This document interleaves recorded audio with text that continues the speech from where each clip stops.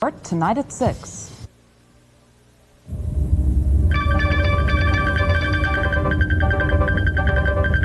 From around the world and from CBS News headquarters in New York, this is the CBS Evening News with Dan Rather. And tonight, a special report, career criminals, and a new drive to put them out of business. Good evening. Under threat of a veto, Senate Republicans are seeking to forge a spending cut compromise acceptable to President Reagan in a stopgap funding bill designed to keep the government operating. Phil Jones brings us up to date. When the Senate Republican leaders emerged from a policy meeting early today, they were talking as though compromise was near. Just like to announce that after a rather spirited and lengthy discussion that went into a lot of the details, it is our expectation that we will be able to put together an amendment. By midday, a compromise amendment had been drafted calling for a 4% cut of everything in the emergency government funding resolution except defense, military construction, food stamps, and other entitlement programs. An amendment that would save about $4 billion. But this has not yet reached a Senate floor, because several Republican senators began objecting, some because the domestic cuts are not enough, others because defense is not included in the 4%. But other amendments did make it to the floor, including one by Stevens of Alaska, providing for a congressional pay raise. Most senators wanted no part of that. It lost 90-5. But a Stevens amendment to lift the cap on pay for top government bureaucrats did pass. And meanwhile, across the Capitol, patience in the House ran out as members waited for the Senate to finish. By the time they get through that bill tonight, it'll be the biggest Christmas tree. It'll make that Christmas tree they're going to put on the lawn of the White House look anemic by contrast. You mentioned about getting the papers over here. You'll need a front-end loader to bring the papers over here. This game of brinksmanship isn't a very pleasant game for the American people. So the situation at this hour is this. Compromise in Congress to provide enough cuts to satisfy President Reagan appears increasingly doubtful, and a presidential veto appears more and more likely. Phil Jones, CBS News, Capitol Hill.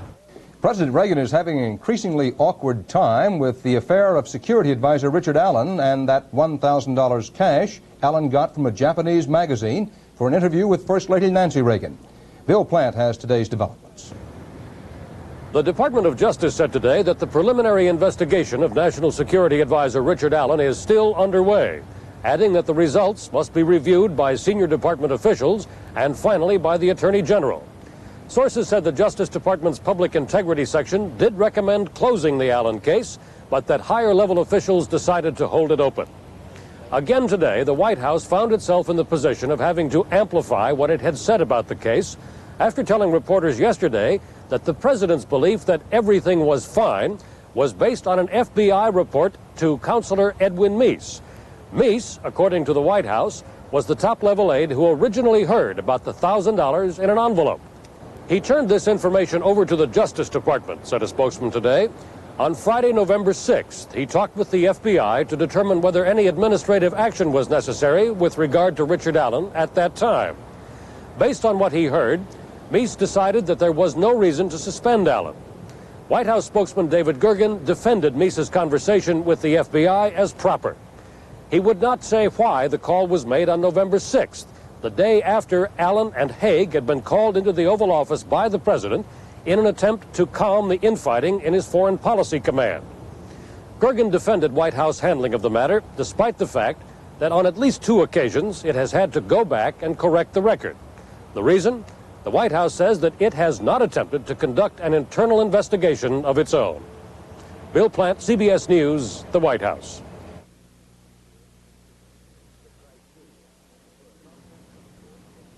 The criteria for a compact copier of a different sort. It's here, the Canon NP210. A fixed copy board saves space. 21 letter-size copies a minute saves time. Copies up to ledger size. The Canon NP210 even has its own optional mini sorter.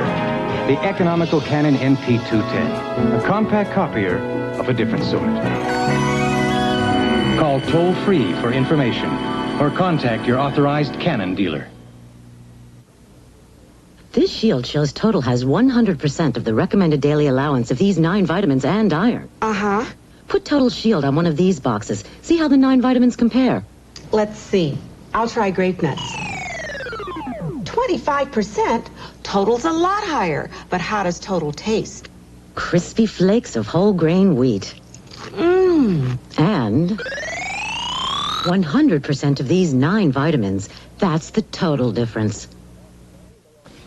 Marathon Oil Company and U.S. Steel announced today they are engaged to be merged. The news was a joke to Marathon's persistent suitor of many weeks, Mobil, which had bid over $5 billion for control of Marathon. But U.S. Steel made an offer which could total $7.5 billion, and Marathon unhesitatingly said yes. Ray Brady reports. The announcement caught even Wall Street by surprise. U.S. Steel, the nation's biggest steel company, offering to buy Marathon Oil, and for a high price. Mobil Oil had been offering to buy Marathon at a price of $85 a share. But U.S. Steel is topping that by a wide margin, $125 a share, a price that could make this the second biggest merger in U.S. history. In Marathon's headquarters town of Findlay, Ohio, where they demonstrated against the Mobil offer last week, oil company officials welcomed today's offer. We've been assured by U.S. Steel that we will continue to be a very vigorous competitor in the oil industry and a supplier of petroleum products here in Ohio and everywhere else. But the steel companies have been saying business is so bad, they need a loosening of environmental restrictions and more government protection against imports of foreign steel. U.S. Steel even has threatened to sue foreign producers. Yet critics say U.S. Steel may spend more than $7 billion to buy an oil company, money that might have been better used going into steel. My concern is that there are some very definite commitments and obligations on the part of U.S. Steel and the other steel companies to spend a very substantial amount of money in modernizing the steel mills of this country. In fact, the question becomes whether or not United States Steel should be spending its money trying to acquire oil in the ground, or whether it ought to be spending its money to modernize steel plants. U.S. Steel says it will continue to invest in the steel business. But on Wall Street today, Marathon was clearly the winner in the proposed merger. Its stock went up more than 27 points. U.S. Steel stock dropped more than 2 points. Ray Brady, CBS News, New York. The Commerce Department, which earlier reported the gross national product declining 0.6% in July, August, and September, today said it grew by exactly the same amount. But the department said that third quarter gain was due almost entirely to a buildup in inventories, which means manufacturers were having trouble selling their goods. And Commerce Secretary Baldridge said today's revision does not materially change the economic picture. The Commerce Department reported today that business profits crept upward 0.8% in the third quarter, but Commerce Secretary Baldridge noted that corporate profits were only 8% of the national income, compared with 10% in the 1980 third quarter. Baldridge said today's report should be a source of concern to both employers and employees. In a decision that could have far-reaching effects on the already troubled nuclear power industry, the Nuclear Regulatory Commission today suspended the testing license of California's controversial Diablo Canyon atomic power plant.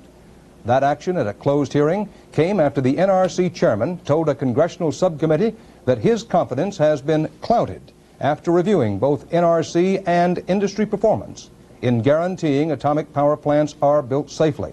David Dow has more on today's Diablo Canyon story. The decision came after several weeks of increasingly bad news for the Diablo Canyon power plant. First, discovery that blueprints for parts of the 2 reactor buildings had been switched accidentally. Then, the finding of other design errors. Finally, today, the Nuclear Regulatory Commission, which just 2 months ago had licensed the plant's first reactor for low-level operation, suspended the license until its operators can prove its safety. It takes a strong stand, and I think it sends a strong signal that the Commission doesn't like what it's seen in this case. The plant has prompted protests since discovery in the mid-1970s of a nearby earthquake fault. Today's decision was a victory for the critics. I see it as a grudging admission by the Nuclear Regulatory Commission that things have not worked at Diablo Canyon, that there's been a monumental mishap, to put it lightly, by both the NRC and the people who control PG&E. The Pacific Gas and Electric Company, PG&E, which has plowed $2 billion into Diablo Canyon, called the decision overkill. I would say that we are the victims of a very concerted attack on the integrity of that plant, well designed, well handled by the governor of the state of California. Just before the decision, the NRC itself and Chairman Nuncio Palladino took their licks before a congressional subcommittee wanting its own answers about Diablo Canyon. And I'm very, very troubled that somehow both government and the private sector have dramatically failed the people of this country in this regard. And I just don't see how we ever recover that kind of confidence. Another NRC official said other problems had popped up at 4 other nuclear plants now being built. He said the commission is taking steps to beef up its inspection of plant construction. David Dow, CBS News, San Francisco.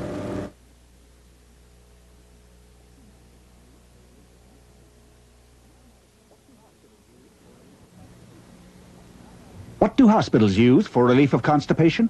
9 out of 10 hospitals use gentle, dependable milk of magnesia. That's what comes in this bottle of Phillips. Most doctors agree milk of magnesia is gentler than the ingredient in both these laxatives, and unlike bulk laxatives that can take days to work, Phillips works dependably, usually overnight. Remember, 9 out of 10 hospitals use milk of magnesia. So get Phillips, regular mint or convenient mint tablets. Introducing another engineering wonder, the new 1982 Honda Accord. It handles better, and to use less energy, we've increased the gas mileage. We've improved the aerodynamics and made it quieter inside. We've also made it roomier. Any wonder the new Accord is so well engineered? After all, it's a Honda. Honda, we make it simple. With words such as bold, imaginative, sensible, and reasonable, the House of Representatives today passed a resolution supporting President Reagan's European nuclear disarmament proposal. The vote, an overwhelming 382 to 3. Similar endorsements continued to be voiced today by America's West European allies, but the Soviet Union once again spurned the plan. The proposal's most ardent European drumbeater is the West German government, which finds itself juggling political and economic considerations in its dealings with the Soviets. All indications now are that West Germany will ignore American objections and reach agreement with Moscow on a huge natural gas pipeline from the Soviet Union to Western Europe. The signing is expected before Soviet President Brezhnev's arrival in Bonn this Sunday. More on this important controversial pipeline from Tom Fenton. It's a colossal undertaking. The cost exceeds $10 billion, most of it an easy credit provided by West European banks. From remote Siberia, a frozen land that holds 1/3 of the world's proven reserves of natural gas, the giant pipeline will stretch 3,600 miles through Russia and Eastern Europe to be linked up with the West European natural gas grid in Germany. The deal will increase West Germany's dependence on Soviet natural gas from 18% to 30% of its total supply. It will earn the Soviet Union more than $7 billion a year in badly needed hard currency. The Reagan administration has opposed the deal on the grounds that it benefits the Soviet Union more than the West. Washington also argues that it makes West Germany vulnerable to political pressure if the Russians should threaten to turn off the gas. American officials were here only 2 weeks ago in a last-minute effort to head off the deal. Their arguments fell on deaf ears. Count Otto Lambsdorff, West German economics minister. We are virtually a non-energy country. We have no primary energy of our own. You can forget about the little rest we have. So we are import dependent, and we will always be. We have to diversify. We have to diversify geographically, and that means politically too.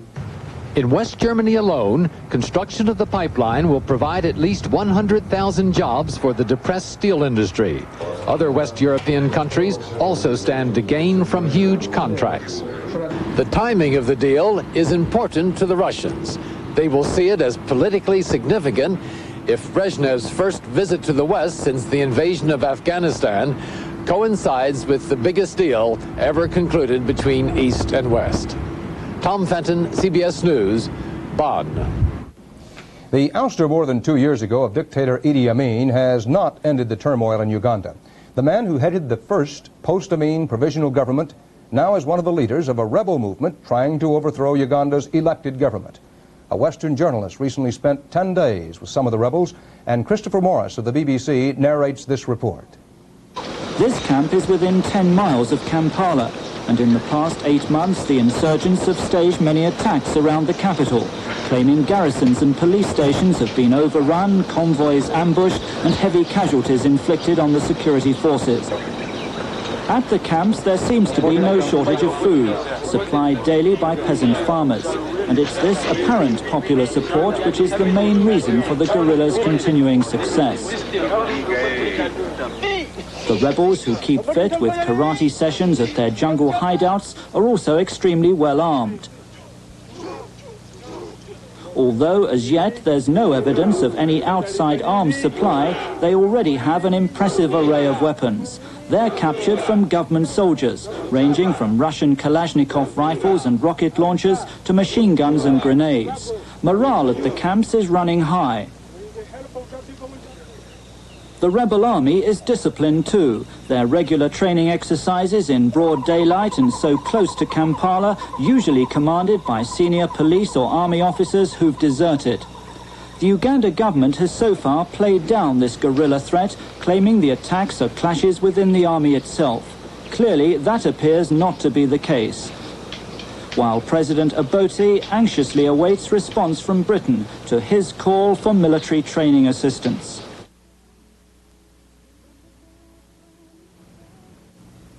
When was the last time you took a look? When was the last time you cooked your old friend cream of wheat? It's nice to know the goodness still remains. Even the package looks the same. It's as good as you remember cream of wheat. Remember the mornings you woke up to a light, smooth taste that let the flavor shine through. It's as good as you remember cream of wheat. When I smoke cigars at home, my friends never object, because I've got a Pollenex Pure Air 99. It has a 4-stage filter, including activated charcoal. It removes smoke, pollen, and dust, everything but your relatives. Smoke goes in here, clean air comes out here. And you can even dial a citrus scent, or no scent at all. These are my friends. They're crazy about my Pure Air 99 from Pollenex. Right, girls?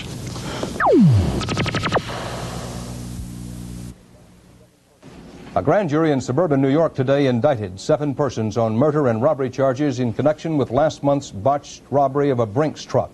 A guard and 2 policemen were killed in that shootout. Those charged are Weather Underground members Catherine Boudin, Judith Clark, and David Gilbert, former Black Liberation Army member Nathaniel Burns, and Samuel Brown, who has a long criminal record.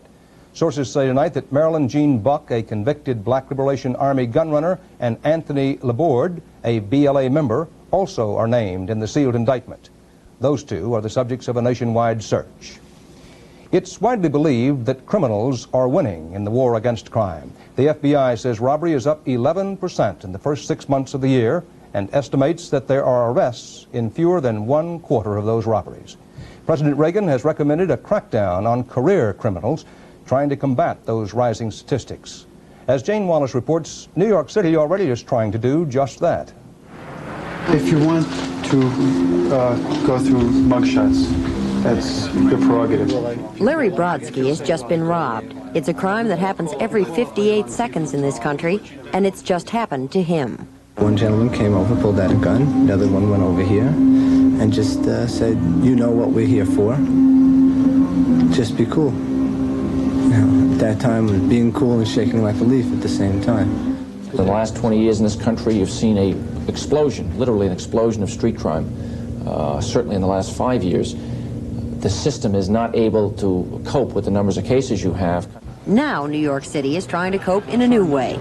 Police estimate 1/3 of the robberies every year are committed by a small, hardcore group of career criminals. That's why the New York City police have decided to zero in on career criminals like Ulysses Green, who at 26 has already been arrested 32 times, 8 of those for robbery and violent sex crimes, or Thomas Frank, 22, 15 arrests, 10 of those for robbery. Or this man, we'll call him Max, 22, 11 arrests, who by his own admission has probably robbed some 600 people since the age of 16. I mean, any pocketbook could be got if you put your mind to it. You know? So this was a thing where I see it.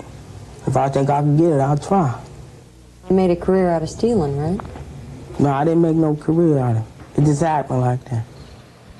I go to work as a cop 5 days a week. You go to work as a news reporter 5 days a week. He goes to work. He's out on the street 5 days a week, or maybe even longer, committing crime. That's his career. John Jussin watches career criminals for a living. New York is the only city in the country that actually places career criminals under surveillance, just waiting for them to commit another crime. The city has even compiled a computerized list of the 6,000 most wanted career criminals. One of the problems is prison's a place many criminals never see, especially in New York. By the police department's own figures, out of every 100 people arrested for felonies here, more than 90 never spent a day in prison. The reason that we arrested him is the identifications that were made. To change that, this special unit of New York's finest does nothing but build cases against the people they consider to be New York's worst. We have an associate that's a single arrest. Single. First charge. Now, each time someone is arrested in New York, the suspect is screened to see if he's one of the big apples, bad apples. If so, the Career Criminals Unit goes into action, trying to make sure the case doesn't slip through the cracks of the criminal justice system. The Civil Liberties Union doesn't like it. When we move away from targeting crimes to targeting individuals or bad apples, as it were, then I think we're in a dangerous situation. It sort of stands the presumption of innocence on its head. Somebody suggests to me, as the police commissioner, that I cannot send police officers out to somebody to watch somebody who has just committed 15 muggings this year, and I have to wait for him to commit the 16th. I don't believe that's in the area of civil liberties. I think that that would be stupidity on my part. This week, New York City is expanding its campaign to put career criminals away because police decided after a pilot program that it works. Example, like many of the targets, Ulysses Green is now serving his first felony conviction. He got 12.5 to 25 years. Thomas Frank was convicted as a violent, persistent felon. He got 20 to life. And the program took Max off the street for at least 2 years. He still doesn't call himself a career criminal, but his last victim is certainly glad the New York Police Department did. You get to a point where you no longer care so much if their rights are being protected, because you're much more concerned with the rights of everyone else you know who's working for a living and who's trying to hang on to what little you've accumulated. You know, your sympathies are not with the guy who mugged you. Jane Wallace, CBS News, New York.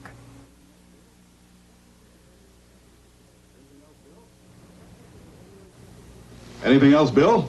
Got something for hemorrhoid symptoms, Mr. Baxter? Pain, itching? Sure. Try this. Preparation H? Yep. Thousands of doctors recommend Preparation H. It often gives fast, temporary relief from occasional pain and itch. Preparation H actually helps shrink swelling of hemorrhoidal tissues caused by inflammation. I'll try it. Back in form, Bill? Thanks to you and Preparation H. Doctor recommended Preparation H. Relieves pain and itch. Even helps shrink swelling. Oh, no, there's only one trash bag left. That's okay. How am I going to stuff all that in there? Overstuff it. It's a hefty. Hefty can take it, 'cause we make it tough enough to overstuff. Tough industrial strength plastics. Let Hefty stretch where most bargain bags break. More stretching for more stuffing, so you can use fewer bags. Oh, that's in here. Hefty trash bags. Tough enough to overstuff. Since August, under a recess appointment, John Vandewater has headed the National Labor Relations Board. Today, in a victory for organized labor, the Senate Labor Committee refused to make that appointment permanent. Vandewater, a 64-year-old professional labor management consultant, had heavy opposition from unions who contended that his record has been consistently pro-management. Well, a New York City cab driver called it hell. The entire 23-member police force in Ambler, Pennsylvania participated. There are cigarette bonfires and cigarette funerals across the land. All of this was part of the 5th annual Great American Smokeout, aimed at encouraging cigarette smokers to kick the habit for at least a day.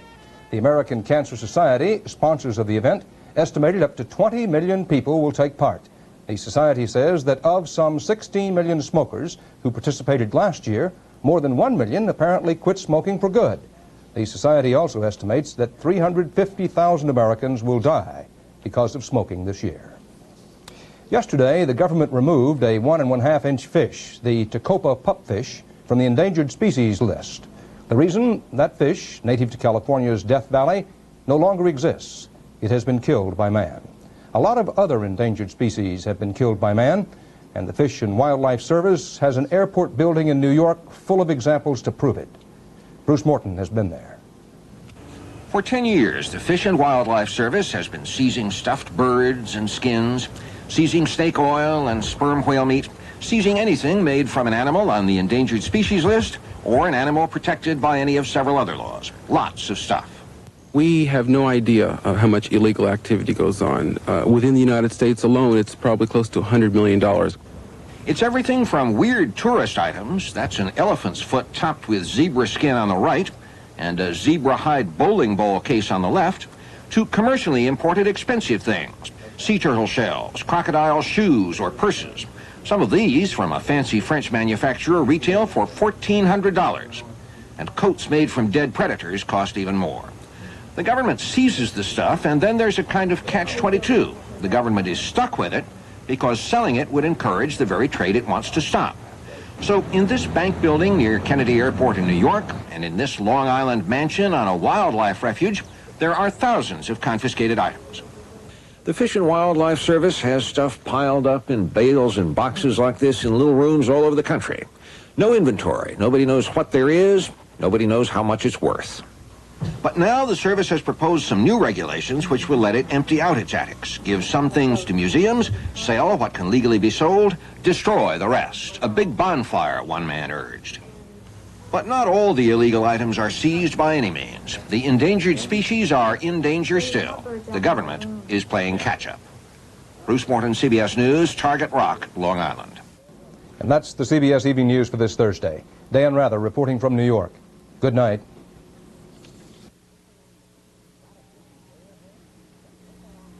Got a busy day ahead? Then take along the vitamins in Kellogg's Product 19 cereal. Delicious. 100% of 9 vitamins and iron that can keep you company during the day. Morning, children. And that adds up to good nutrition. So when things get hopping, the vitamins in Product 19 can help.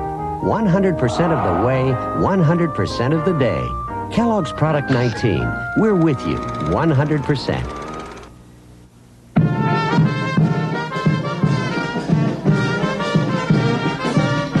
In Colombia, South America, it is a tradition to celebrate the Day of the Farmer. To celebrate for men like Juan Valdez, who for centuries have gone to the fields to pick by hand only the coffee beans that are ready, because it is their dedication to the heritage of Colombian coffee that makes it the richest coffee in the world. And that is worth celebrating.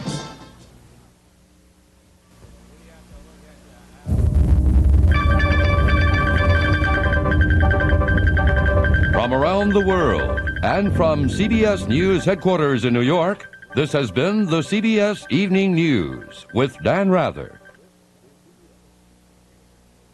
This is CBS. Darrell Beaver.